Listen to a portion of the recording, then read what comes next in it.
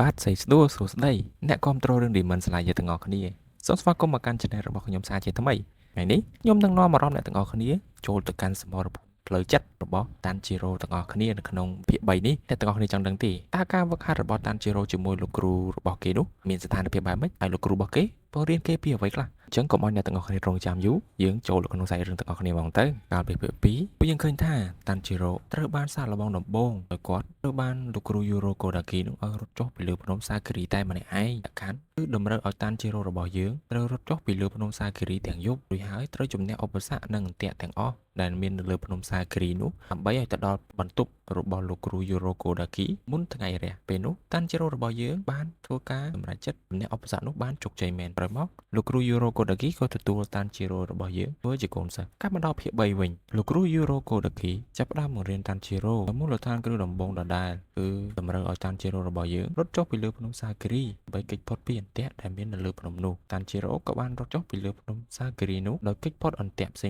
ងៗរួមទាំងមានកំបិតមកក្រោកគេក៏គេបានគេចផុតដែរហើយគេក៏បានចាត់ធ្លាក់ចូលក្រណ្ដៅនោះតែមានកំបិតបញ្ឈរជាច្រើនដើមហើយលោកគ្រូរបស់គេបានប្រាប់គេពីការប្រើអារម្មណ៍និងកម្លាំងក្នុងការស៊ូទ្រាំនិងការវឹកហាត់ជាពិសេសគឺប្រើញៀនគឺការហិតក្លិនរបស់ Tanjiro មានតាំងពីកំណើតអញ្ចឹងឲ្យមុតស្រួចជាងមុនដើម្បីដឹងថាចលនារបស់វត្ថុផ្សេងឬក៏ចលនាបំលាស់ទីនៃអន្ទាក់នោះត្រូវបានមករកគេហើយគេត្រូវគេចដោយរបៀបណាអីចឹងទៅក្រោយមកទៀតគ្រូរបស់គេបានបង្រៀនគេពីរបៀបប្រើដាវហើយលោកគ្រូរបស់គេតឹងចិត្តមែនទែនដោយសារតែ Tanjiro របស់យើងចេះទេដឹងតែពីកាន់ដាវកាប់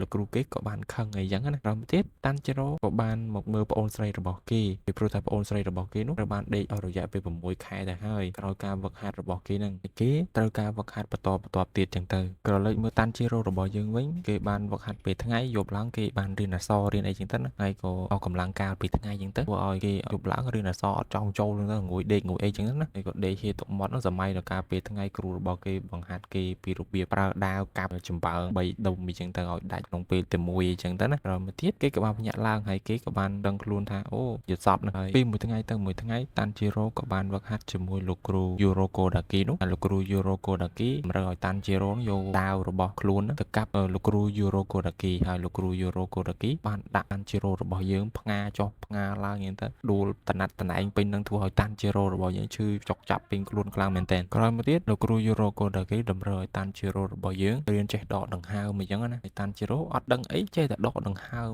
ចូលចុះចូលឡើងអញ្ចឹងទៅលោកគ្រូនោះទ្រាំបានដាក់មាត់ដៃអញ្ចឹងទៅបកាច់ពុលពេញហ្នឹងអញ្ចឹងទៅពួកអីមាត់ដៃចំចុងដង្ហើមឈឺអ្នកទាំងអស់គ្នារៀបដងហើមពងស្រួលដាក់មាត់ដៃផាច់គឺមែនទែនហើយក្នុងការដកដង្ហើមតែលោកគ្រូ Yuro Kodaki បង្រៀន Tanjiro នោះគឺដើម្បីឲ្យពេលតែ Tanjiro ដកដង្ហើមចូលហ្នឹងទៅធ្វើឲ្យកោសិការបស់ Tanjiro ពេញរាងកាយនោះនឹងបង្កើនថាមពលដើម្បីព្យាបាលដងខ្លួនរបស់គេហ្មងហើយនឹងធ្វើឲ្យ Tanjiro នោះមានសមត្ថភាពឬក៏ស្មារតីនោះមើងម៉ាត់អីចឹងណារួចអីចឹងទៅពោពេញទៅដោយថាមពលនេះដើម្បីកម្ចាត់បិសាចទៅថ្ងៃអនាគតអីចឹងណាក្រោយពីលោកគ្រូ Yuro Kodaki នឹងបានវាយ Tanjiro ម្ដាយហើយ Tanjiro ក៏ចេញក្បាច់ដងហើមក្បាច់ចេះក្បាច់ចុះក្បាច់ចេះក្បាច់ចុះអញ្ចឹងទៅហើយលោកគ្រូនោះទ្រាំបានគាត់ដាក់យក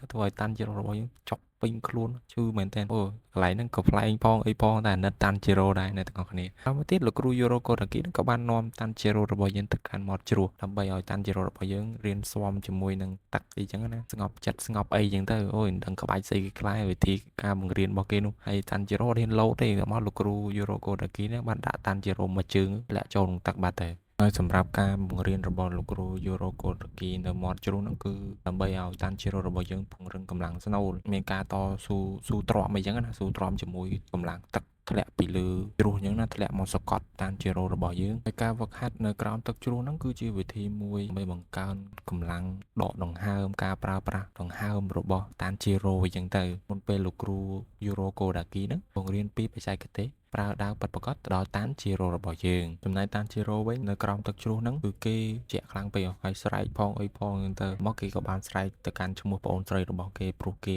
តស៊ូនោះគឺដើម្បីសម្រេចបំណងរបស់គេក្នុងការព្យាបាលប្អូនស្រីរបស់គេនៅនឹងដើម្បីក្លាយទៅជាពូអ្នកកម្ចាត់បិសាចអីហ្នឹងទៅហើយពីគេបានវឹកហាត់នៅកន្លែងទឹកជ្រោះហ្នឹងហើយមកគេក៏បានទៅវឹកហាត់នៅក្នុងព្រៃនៃភ្នំសាគិរីម្ដងទៀតគឺការគេចផុតពីអាវុធផ្សេងហ្នឹងលើកមុនគ្រាន់តែគេចជាដងនេះគឺមានកូនកបិតមានអីមកទៅ Tanjiro របស់យើងក៏បានយកដាវរបស់គេ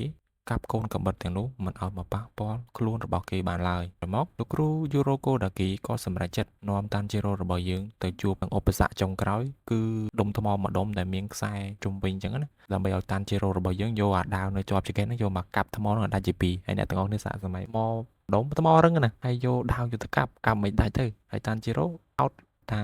គ្រូគេឲ្យធ្វើប្រហែលជាធ្វើបានអញ្ចឹងហើយលោកគ្រូរបស់គេក៏បានដើរចេញទៅបាត់ទៅហើយក៏គេយកដាវនោះមកកាប់ថ្មនោះហើយដល់ពេលកាប់ទៅ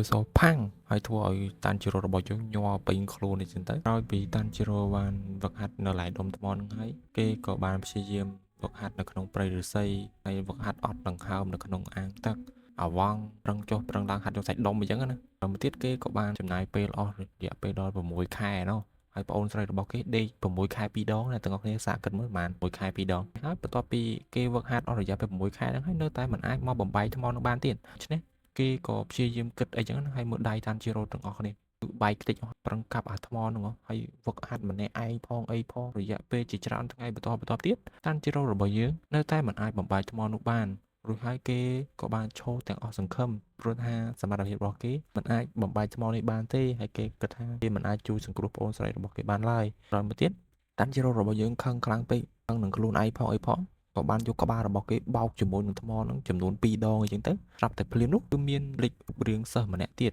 មុខពាក់ម៉ាស់អីចឹងណាមើលមុខអត់ដឹងទេមិនដឹងណាគេទេក្រោយមកទៀតកូនសិស្សដែលអង្គុយនៅលើថ្មហ្នឹងក៏បានប្រាប់ឈ្មោះណែនាំឈ្មោះអញ្ចឹង My name is Sabito អញ្ចឹងទៅក្រោយមកទៀត Sabito នោះបាននិយាយចំអកឡកលើដល់តាន់ជីរ៉ូរបស់យើងថាគ្មានសមត្ថភាពអីទេឯងនេះបានថាកាន់ដាវនោះគ្មានចេះស្អីរួចហើយគេក៏បានលោតទៅដល់កាប់តាន់ជីរ៉ូរបស់យើងតាន់ជីរ៉ូ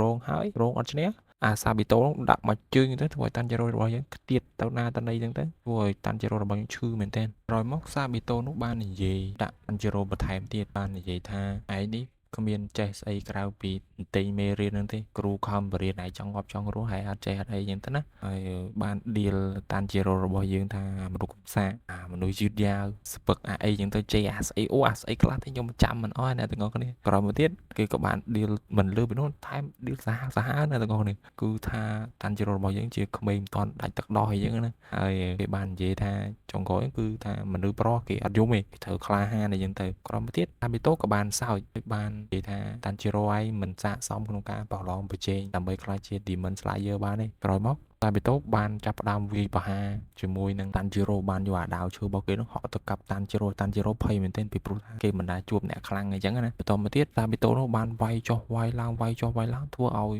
តាន់ជីរ៉ូរបស់យើងសន្លប់បាត់ឈឹងតែម្ដងខ្លាំងមែនទែនតាន់ជីរ៉ូ8ឈ្នះហ្នឹងគ្រាន់តែប្រើដាវឈើផងហក់ទៅហក់មកហើយតាន់ជីរ៉ូសន្លប់ទៅដូចហើយអ្នកទាំងអស់គ្នាដឹងទេតាប៊ីតូនោះមិនមែនជាមនុស្សទេគាត់គឺជាព្រលឹងវិញ្ញាណដែលជាកូនសិស្សរបស់លោកគ្រូយូរ៉ូកូដាគីហើយតាប៊ីតូនគឺគាត់បរាជ័យក្នុងការប្រឡងដើម្បីក្លាយជា Demon Slayer ក្រោយមកទៀតគេក៏បានស្លាប់ដោយសារតែបិសាចនៅភ្នំដែលកន្លែងគេប្រឡងណាសម្រាប់ចោលអញ្ចឹងទៅហើយព្រលឹងវិញ្ញាណរបស់គេក៏បានស្ថិតនៅដុំថ្មនោះដើម្បីជួយជ្រោមជ្រែងសិស្សដទៃទៀតក៏ប៉ុន្តែសាប៊ីតូនគឺកាច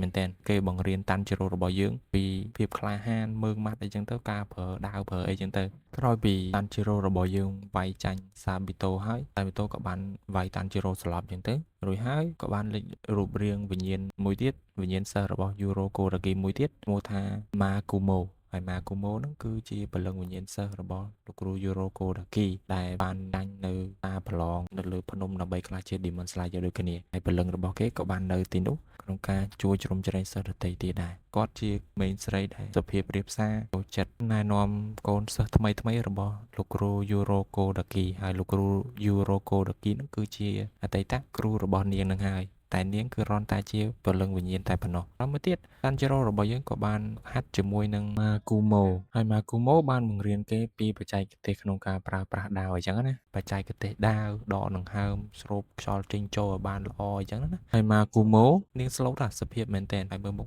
គួរខ្លាញ់មែនទែនខ្ជូតណាអ្នកទាំងអស់គ្នាក្រោយមកទៀតនាងបានកែកំហុសរបស់តាន់ជីរ៉ូកន្លែងណាដែលខុសអញ្ចឹងណាឲ្យតាន់ជីរ៉ូរបស់យើងមានការផ្លាស់ប្ដូរពីការប្រើប្រាស់ដាវដែលជារឿងសាមញ្ញប្រែ ទៅជាការប្រើប្រាស់ដាវដ៏ល្អឥតខ្ចោះមួយក្រោយពីការវឹកហាត់អស់រយៈពេល6 ខែមកគឺតានជីរ៉ូរបស់យើងគេបានវឹកហាត់ជាមួយនឹងពលឹងវិញ្ញាណសាប៊ីតូនិងម៉ាគូម៉ូក្រោយមកតានជីរ៉ូរបស់យើងព្យាយាមប្រយុទ្ធជាមួយនឹងសាប៊ីតូម្ដងហើយម្ដងទៀតអញ្ចឹងទៅរហូតតតែជ័យជំនះជាពិសេសនោះគឺតានជីរ៉ូរបស់យើងអាចយកដាវរបស់គេនោះទៅកាត់មុខកញ្ជ្រោងដែលសាប៊ីតូពាក់នោះដាច់ជាពីរបានទៀតផងហើយក្រោមការណែនាំរបស់ម៉ាគូម៉ូបន្ថែមទៀតក្រោយមកទៀតបន្ទាប់ពីតានជីរ៉ូរបស់យើងបានកាប់មួយកំបិតទៅលើសាប៊ីតូធ្វើឲ្យសាប៊ីតូនោះដាច់មុខកញ្ជ្រោងហើយតែពេលនោះលេចឡើងនៅដុំថ្មដែលលោកគ្រូរបស់គេឲ្យកាប់នោះកាត់ដាច់ជាពីរក្រោយមកមានតែងអាប់ជាច្រើននោះធ្វើឲ្យសាប៊ីតូនិងម៉ាគូម៉ូនោះបានបាត់ខ្លួនពីព្រោះថាការវឹកហាត់របស់តានជីរ៉ូគឺជោគជ័យហើយគឺគេអាចបំបែកថ្មដែលលោកគ្រូរបស់គេឲ្យបំបែកនោះបានដាច់ជាពីរអញ្ចឹងបានន័យថា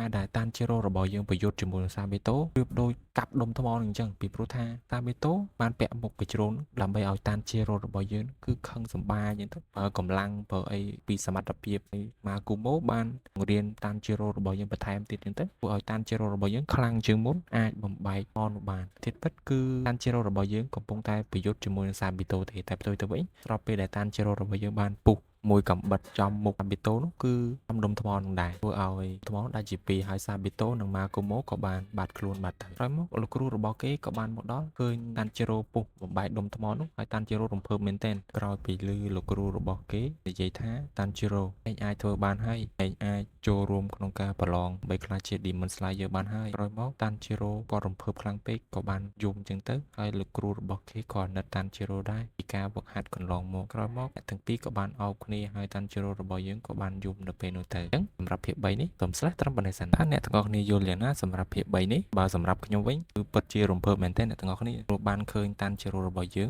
បានយកឈ្នះឧបសគ្គចុងក្រោយដែលគ្រូរបស់គេដាក់ឲ្យគឺជាដុំថ្មហើយយើងគិតទៅមើលតើមនុស្សធម្មតាអាចពុះដុំថ្មនោះបានដែរឬទេហើយតានជីរ៉ូរបស់យើងក៏បានទទួលការវឹកហាត់ពីព្រលឹងវិញ្ញាណរបស់កូនសិស្សទាំងពីររបស់គ្រូយូរ៉ូកូដាគីហើយតានជីរ៉ូរបស់យើងក៏បានសម្រេចនៅបំណងមួយនេះបាទអ្នកទាំងអស់គ្នាយល់ថាអ្នកទាំងអស់គ្នាគិតបែបផ្សេងពីខ្ញុំកុំភ្លេច comment ប្រាប់ខ្ញុំខាងក្រោមវីដេអូផងអញ្ចឹងតើនៅភាគ4មានរឿងអ្វីគេកើតឡើងចំពោះតានជីរ៉ូខ្លះហើយភាគ4ខ្ញុំនឹងសម្រាយអំពីដំណើរឆ្ពោះទៅកាន់វគ្គ Final Selection របស់តានជីរ៉ូរបស់យើងអញ្ចឹងដើម្បីកុំឲ្យអ្នកទាំងអស់គ្នាខកខានរាល់ការសម្រាយរបស់ខ្ញុំហើយសម្រាប់អ្នកមកថ្មីកុំភ្លេចជួយ like subscribe និងដាក់សញ្ញាកណ្ដឹងឲ្យបានម្នាក់មួយផងហើយជាពិសេសនោះគឺ share ទៅកាន់មិត្តភ័ក្តិរបស់យើងដើម្បីឲ្យគាត់ដឹងថាដំណើររឿង Demon Slayer Season 1នេះមានដំណើរដើមតងយ៉ាងដូចម្តេចជាចុងក្រោយសូមអរគុណដល់អ្នកទាំងអស់គ្នាដែលបានគាំទ្រការសម្រាយរឿងរបស់ខ្ញុំអញ្ចឹងកុំភ្លេចតាមដាននៅភាគ4ទាំងអស់គ្នាបាទសូមអរគុណហើយសិននេះជួបគ្នាវីដេអូក្រោយ